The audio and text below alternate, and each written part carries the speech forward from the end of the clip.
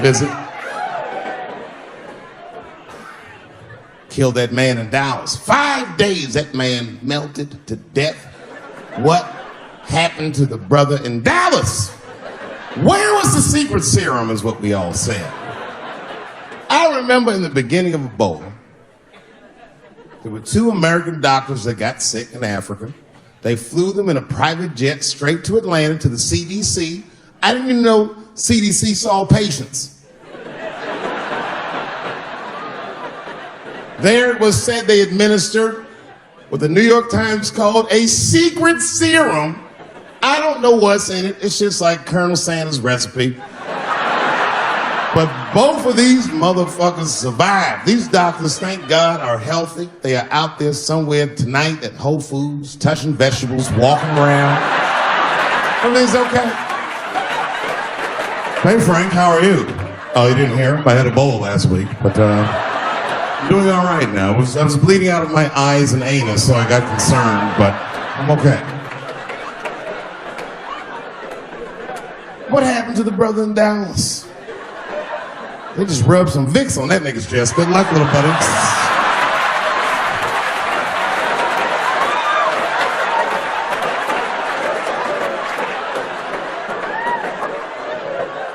I knew he wasn't gonna make it. All right, then. Sad. I saw in the New York Times, they said Ebola is the new AIDS. Isn't that something? Here I am thinking that old AIDS was working just fine. And they already have a new AIDS out. Isn't that amazing how they do that? Isn't it weird how there's a disease that just starts in 1980 and it doesn't kill anybody but niggas, fags, and junkies? Isn't that a fucking amazing coincidence that this disease hates everybody that old white people hate?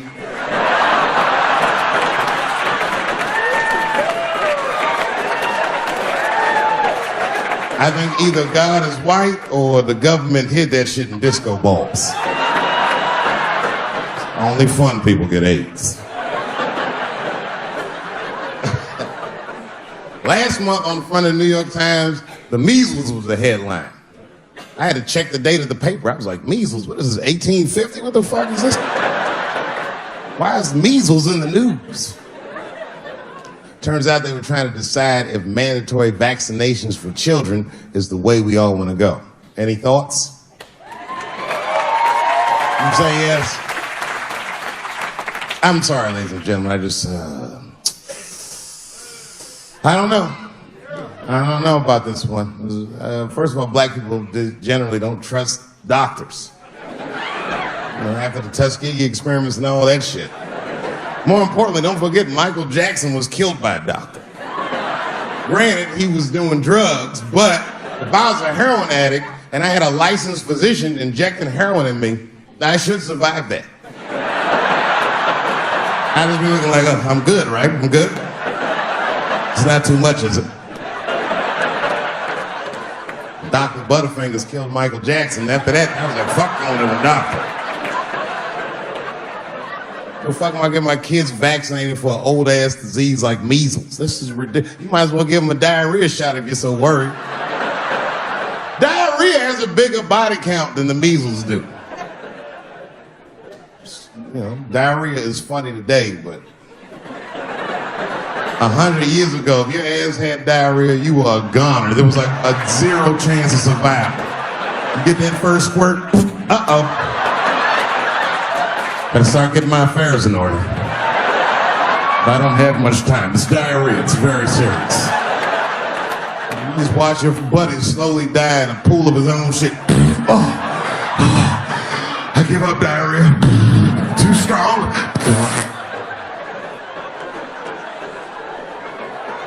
Nowadays, your buddy just be like, oh, well, you got diarrhea? Just eat a banana, nigga. Drink some water. Let's get to the club. Still make last call. Tough time for the blacks.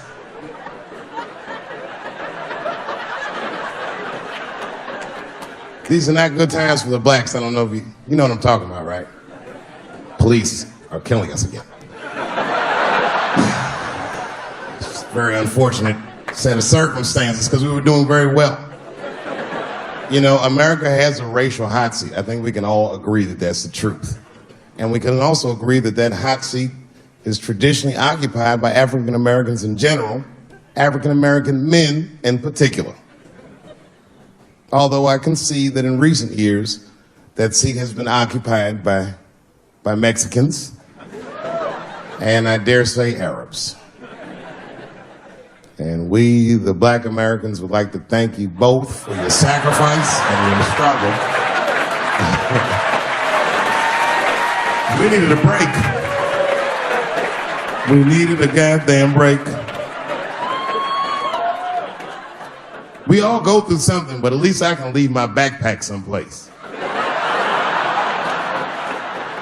If you Arab and forget your backpack, you got about 20 minutes before they send that robot to blow your shit up. You can kiss all that engineering homework goodbye, Fuhad.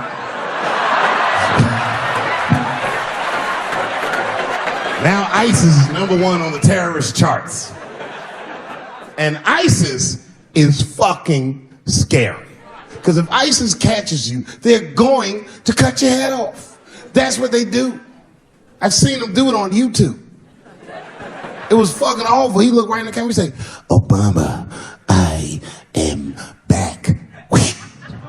I saw that shit. I said, oh my God. Don't like.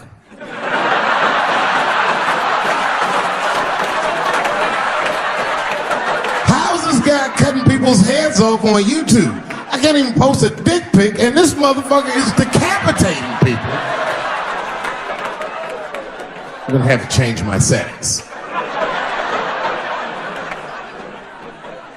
You know, everyone has it hard, but I think harder than black people and harder than Arabs and harder than Mexicans, you know who has it the worst? Fat black people.